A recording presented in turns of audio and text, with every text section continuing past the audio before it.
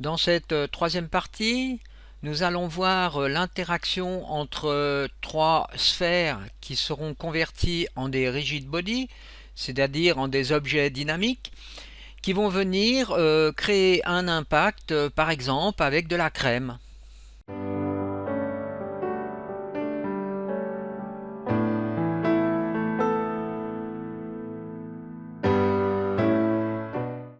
Je commence par créer les trois sphères.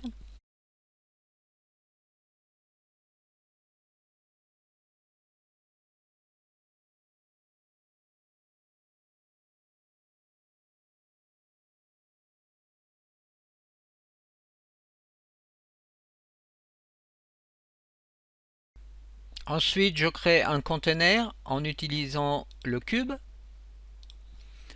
Et je vais donner donc cette échelle 10, 4 et 6. Ensuite, je déplace donc les trois sphères à l'extérieur du conteneur. Alors là, je peux utiliser les touches du clavier 1, 2, 3, 4 pour avoir les différentes vues. Alors là, je suis par exemple en vue front, en vue de côté et là en vue top. Alors je vais utiliser la vue top et je vais mettre donc les sphères à l'extérieur. CTRL Z lorsque l'on fait une erreur.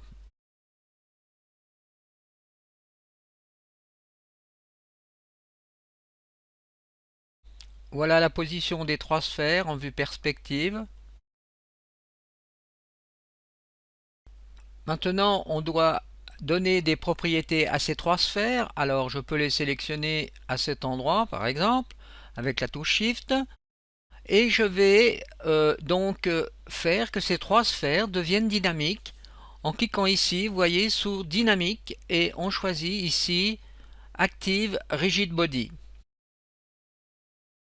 Ceci veut dire que maintenant les sphères vont réagir par exemple à la gravité. Maintenant, il nous faut aller dans les propriétés donc Rigid Body. Alors, les propriétés se trouvent à cet endroit. Et ce qui va nous intéresser en premier, c'est la masse des sphères. Alors là, vous voyez, la masse est de 505. Alors, on va mettre par exemple, pour commencer, 200 comme masse pour ces trois sphères. On va maintenant définir une vélocité différente pour chaque sphère. Alors, je sélectionne la sphère 0,1 et dans la vélocité, ici, je mets 7.1 par exemple, et X et Y, je vais mettre 2.55. Alors faisons déjà un premier test pour voir ce qui se passe. Donc Reset, Yes, Simuler. Donc vous voyez ce qui se passe, la sphère part donc bien dans une certaine direction. Maintenant, pour que cette sphère redescende vers le sol, il va falloir ajouter une gravité dans la scène. Je rajoute donc une gravité qui est ici de 9,8 et je relance un test. J'ai donc donné pour la sphère 2 7.25 et 2.45 et pour la sphère 3 7.0 et 2.3. Donc je peux relancer un test et l'on obtient ceci. Alors maintenant, il va falloir qu'on fasse entrer les trois sphères dans le conteneur. Alors pour cela, il va falloir déjà en premier changer la physique du conteneur et de la rendre rigid body mais passive. On sélectionne donc le conteneur et ensuite ici dans dynamique, on choisit passive rigid body et l'on peut de nouveau effectuer un test. Mais cette fois-ci, on voit que les sphères tapent contre le conteneur, mais ne pénètrent pas à l'intérieur du conteneur. Donc il va falloir changer dans les propriétés du conteneur une certaine caractéristique qui est que on est à l'intérieur. Donc la collision doit se faire à l'intérieur du conteneur en mettant ici Inside et on peut relancer un test. À ce moment-là, on voit que bon, deux sphères ont correctement pénétré à l'intérieur de la boîte, mais pas la troisième sphère, donc il va falloir corriger sa trajectoire. Donc voilà, la correction est faite, les trois sphères atterrissent bien à l'intérieur de la boîte. On peut maintenant changer la friction donc de la sphère par rapport au conteneur en agissant, vous voyez, à cet endroit. Donc sélectionnons les trois sphères et on va donner la même friction. Et on va mettre par exemple 0.6 et faire un test.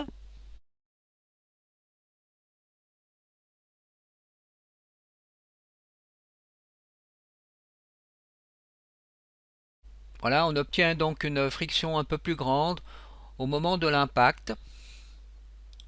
Alors je vous conseille aussi fréquemment d'appuyer ici sur cette disquette pour sauver en permanence votre projet au cas où le logiciel scratch. Nous allons maintenant créer donc la crème dans le conteneur. Alors pour cela nous allons rajouter donc des émetteurs à l'intérieur du conteneur. Alors je me mets en vue top. Donc touche 1 du clavier. Et je rajoute ici des émetteurs de particules rectangulaires dont je peux changer donc ici l'échelle.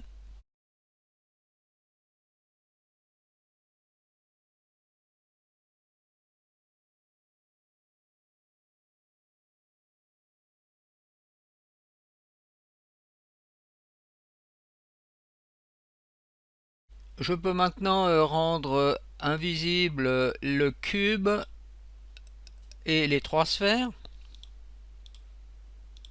en cliquant sur ce bouton. En somme, le fait d'appuyer sur ce bouton rend inactifs les composants qui ont été sélectionnés. Vous voyez, simulation inactive. Je sélectionne le premier émetteur rectangulaire et dans les propriétés ici, je peux donc définir une vitesse pour les particules et un volume. Alors je vais donner ici un volume de 2.5.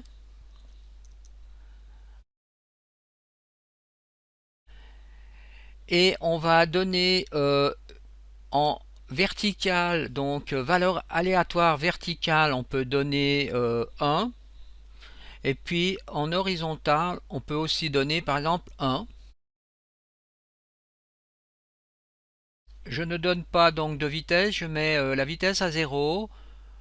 Je mets d'autres valeurs ici, 2, les mêmes valeurs à cet endroit pour le deuxième émetteur. Et ensuite, je vais réactiver le cube en appuyant sur ce bouton vert pour le rendre de nouveau actif, pour que les particules, quand elles tombent dans le conteneur, elles s'arrêtent au niveau du sol du conteneur. Ensuite, je sélectionne les deux émetteurs et je vais dans particules.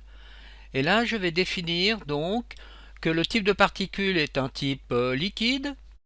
Ensuite, que la résolution, eh bien, on va l'augmenter à 5. Et on va donner ici une densité de 1200. On utilise la densité pour définir le type de fluide. Alors par exemple pour l'eau, ça sera 1000. Comme chaque liquide a une tendance plus ou moins forte à se développer, on va devoir agir sur la pression intérieure en mettant ici par exemple une valeur de 1. En somme, ce paramètre simule les forces entre des particules voisines. Alors si les valeurs sont très élevées, le fluide va permettre de remplir un plus grand volume. Par contre, si on met une valeur de 0, alors les particules perdent leur comportement de fluide. Ce deuxième paramètre ici va nous permettre de limiter l'expansion des fluides. Alors si l'on met une valeur élevée, on va en somme comprimer le fluide. Chaque fluide a une certaine viscosité, y compris l'eau. Il définit donc ce paramètre la tendance qu'ont les particules à se coller ensemble. Les substances avec une viscosité très élevée sont par exemple le miel, le goudron ou bien du sirop.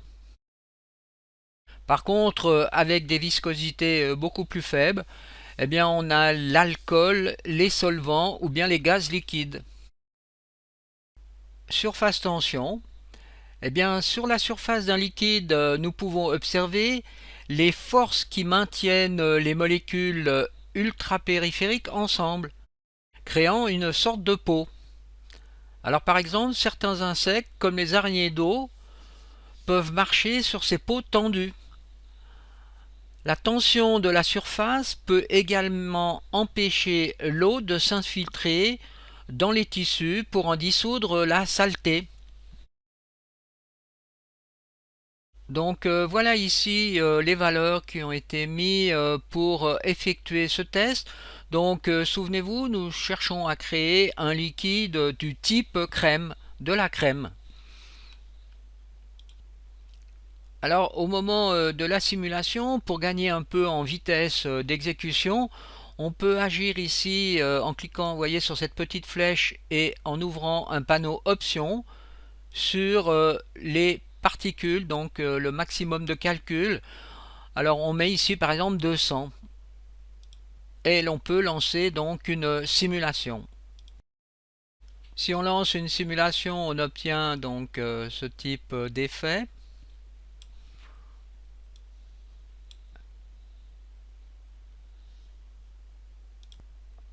Pour la suite de l'exercice, on désire obtenir un plan d'eau calme. Alors on va encore créer un autre type d'émetteur de particules. On va cette fois-ci utiliser le conteneur comme émetteur de particules.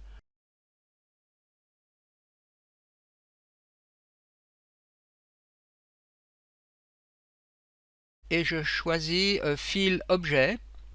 Et sous objet, je sélectionne, vous voyez, le cube. Je vais mettre dans fil objet les mêmes valeurs que l'on a mis dans les émetteurs de particules rectangulaires. Mais avant tout, il faut encore pas oublier ici de cliquer sur fil volume. Alors là, il va falloir que l'on définisse donc la quantité de particules en mettant sur la valeur de y 0.25 par exemple. Voilà. Et l'on peut relancer donc une simulation.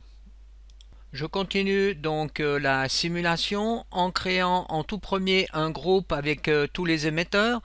Alors je sélectionne fil objet et les deux émetteurs donc rectangulaires et je fais groupe et je donne un nom à mon groupe que j'appelle par exemple émetteur.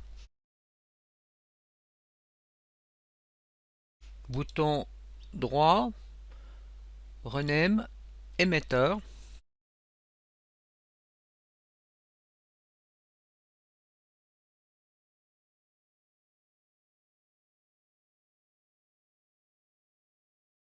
On peut voir ici le résultat d'une animation donc sur 120 frames.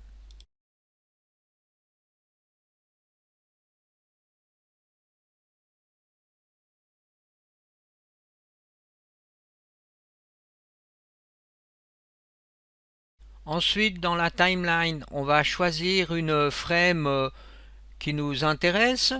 Alors, prenons par exemple la frame 105. Et l'on va utiliser cette frame comme état initial. Alors pour cela, je vais sélectionner déjà tous les émetteurs. Et ensuite, je vais sous état initial. Je sélectionne donc l'utilisation de l'état initial. Donc attention, il faut que ce soit sur Yes. Et je clique sur ce bouton pour créer donc cet état pour la frame 0. Pour utiliser cette frame comme état initial, donc sur la future frame 0. Pour cela, je dois aller dans Reset et je fais Reset to Initial State. Et au moment où maintenant je clique sur le bouton Reset, eh bien, je vais aller sur la frame 0 avec l'état que je viens de choisir.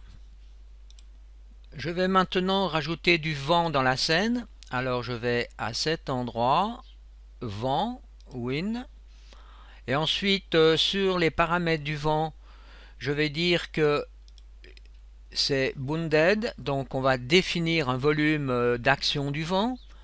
Alors la hauteur va être de 1.5. Ensuite on va donner ici un premier rayon de 1.5 pour le rayon du dessus, et le rayon du dessous on va donner 2.5.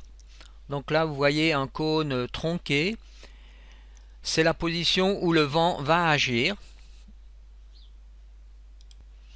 On va rajouter ici un peu de bruit dans le vent, 1.2. Alors si vous appuyez sur la touche 7 du clavier, là on voit en box notre scène, donc là on voit le cône d'action du vent. Je sélectionne l'icône du vent, ensuite je vais dans Node et je vais faire une rotation de 180 degrés de ce cône que je vais positionner en dessous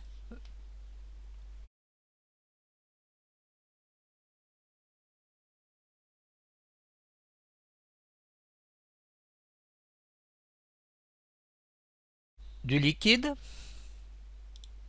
Je passe en vue top avec la touche 1 du clavier. Je sélectionne l'icône du vent que je déplace à cet endroit. Ensuite, sous la position, je crée une keyframe. Alors bouton droit, position, add keyframe. Ensuite, je déplace donc le vent et je me positionne un peu plus loin dans la scène, par exemple à la frame 35. Et je fais de nouveau add keyframe.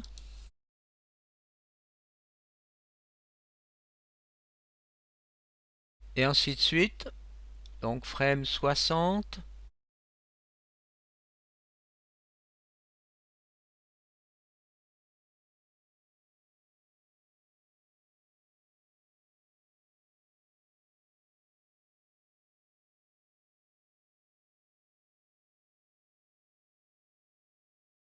Je peux effectuer une simulation.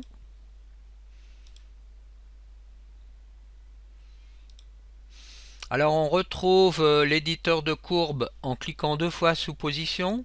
Et là on voit donc la trajectoire donc, qui est utilisée pour positionner le module vent. Donc là on a la trajectoire sur l'axe des Z, l'axe des Y et l'axe des X. Et si vous cliquez sous position, vous avez les trois courbes simultanément.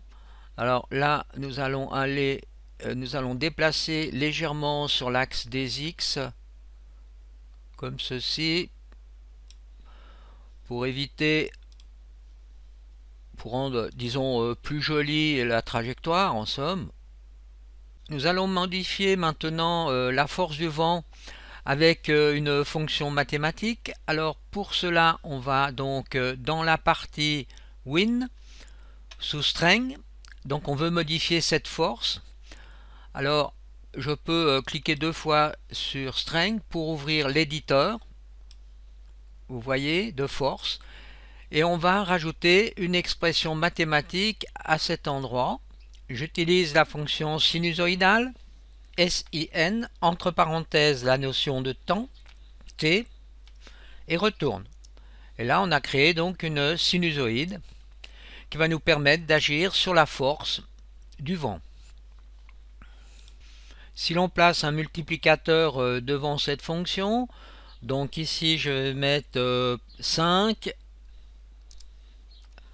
multiplié, retourne, j'augmente donc l'amplitude de la sinusoïde. Donc là on se déplace entre 0 moins 5 et 0 plus 5, Donc il va falloir que l'on décale cette sinusoïde de plus 5 vers le haut. Donc il suffit de rajouter derrière plus 5.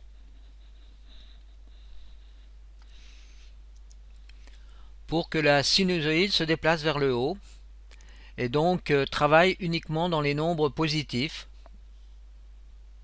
Si l'on veut maintenant augmenter la fréquence de la sinusoïde, eh bien il faut intégrer un multiplicateur sur le temps. Alors à l'intérieur des parenthèses, je fais multiplier par 10 pour, vous voyez, augmenter la fréquence de la sinusoïde. On peut fermer donc la fenêtre de l'éditeur de courbes. Et là, on va maintenant regarder justement si la valeur oscille correctement. Alors en se déplaçant, vous voyez ici sur la timeline, et vous voyez que les valeurs changent.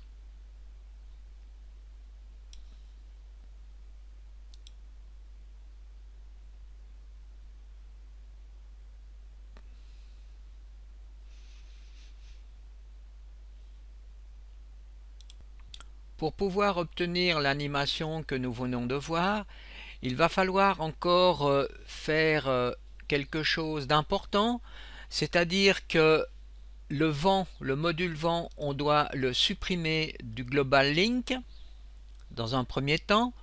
Ensuite, on va copier ici l'émetteur qu'on va mettre en exclusive link et on va rajouter à cet exclusive link le vent comme ceci, ce qui veut dire que seulement le vent va agir sur les émetteurs et pas sur les autres objets.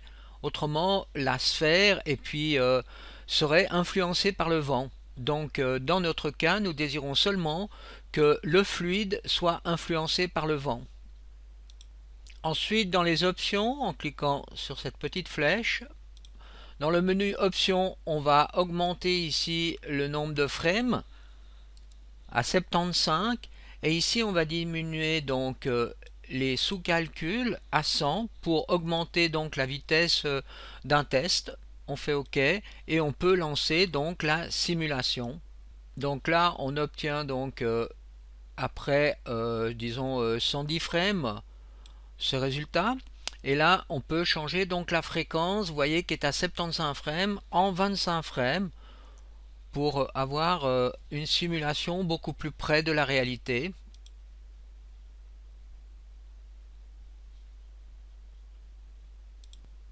Si nous voulons maintenant utiliser cette simulation dans un logiciel externe, par exemple 3ds Max, Cinema 4D, Maya, eh bien il va falloir que l'on crée un maillage sur ces particules. Pour ajouter le maillage, on va cliquer à cet endroit et on va faire Particle Mesh standard.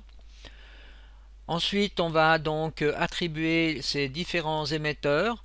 Alors, vous faites bouton droit, insert émetteur et vous choisissez donc les 3 émetteurs de particules qui doivent être maillés. Donc là, on retrouve les 3 émetteurs de particules. Ensuite, dans les propriétés du Particle Mesh, on va choisir le type Metaball. Vous voyez, vous pouvez choisir M-polygone ou bien un objet, clown. Alors, choisissons M-polygone. Ensuite, Polygon Size. On définit ici la grandeur du polygone. Et l'on peut lancer une première simulation. Donc là, on voit le résultat final.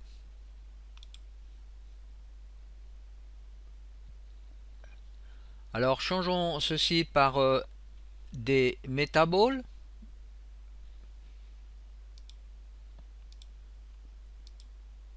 On garde la même grandeur. On fait de nouveau un reset et on relance le calcul. Alors ça prend bien sûr toujours un peu de temps. Donc voilà un autre résultat avec les Metaballs. Alors on va utiliser cette méthode. Alors regardons ici avec le preview en Smooth Mesh. Alors on va pouvoir encore modifier certaines choses. Ici on peut faire intervenir un filtre. qu'on peut rendre actif. Et là, on peut agir sur le nombre de steps. Donc on va mettre 8 et on va relancer un calcul. Donc ce sera à nous d'effectuer plusieurs tests avec le filtre pour obtenir le résultat que l'on désire.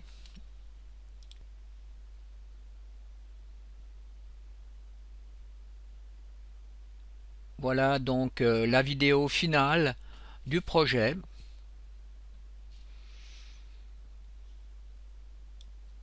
Donc ceci sera la fin de la troisième partie sur le programme RealFlow.